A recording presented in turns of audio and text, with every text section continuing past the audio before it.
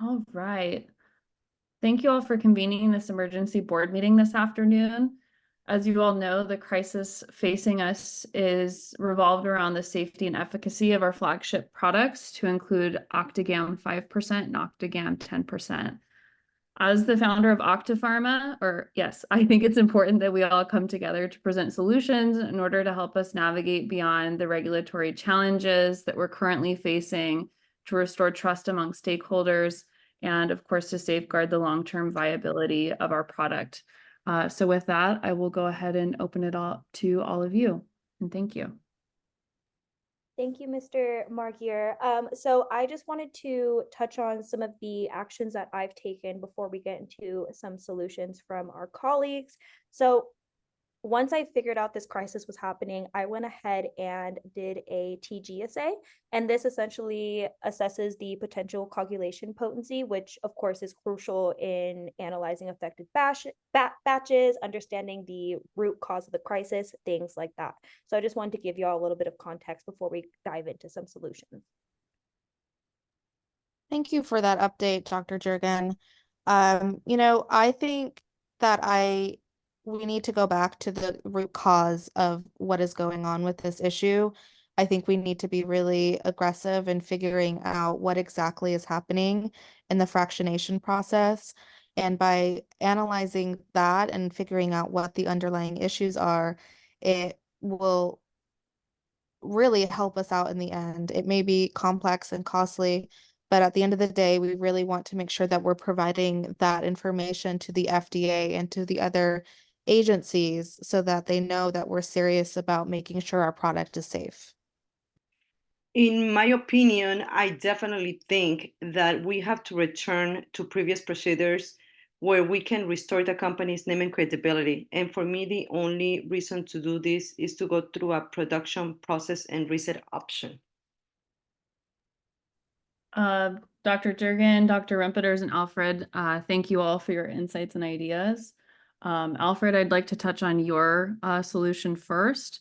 I'll be honest, I am reluctant to revert to the old procedures without a thorough understanding of the root cause.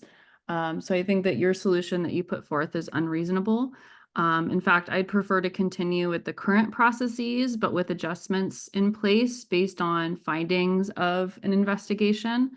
I feel that this option would prioritize identifying and addressing specific issues within our existing framework to ensure long-term stability and safety. Marguerite, I'm so sure about the work that I'm doing that I have to tell you that I even took the liberty of writing a letter and drafting a letter that I want to send to the FDA. And some of the members here are supporting me because I think that the production process reset option would be better than trying to work with some new methods that we are not completely sure about. Dr. Jensen, I really don't think that that is a good idea. We really need to figure out what is happening to make sure that people don't get hurt. By looking at the filtering systems and what's going on at the very beginning stages of fractionation, I think we'll really be able to figure out what's happening and, it'll explain what is going on. Just keep in mind that my option it's going to be able to restore the company's name and credibility. And then they wouldn't have to go to further investigation as they probably are doing it now. So while I have been listening to some of the solutions that we've come forward with and whatnot, I do think that going back to prior processes is a bit of a stretch. It might be doing more harm than good to the company, just in thinking longevity wise.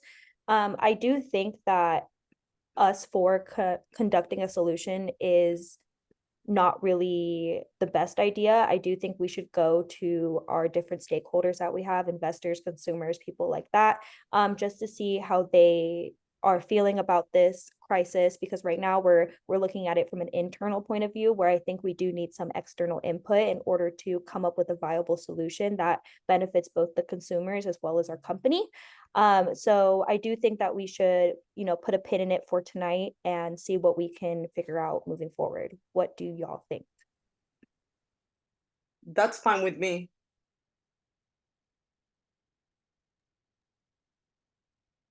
Mr. Marguerite?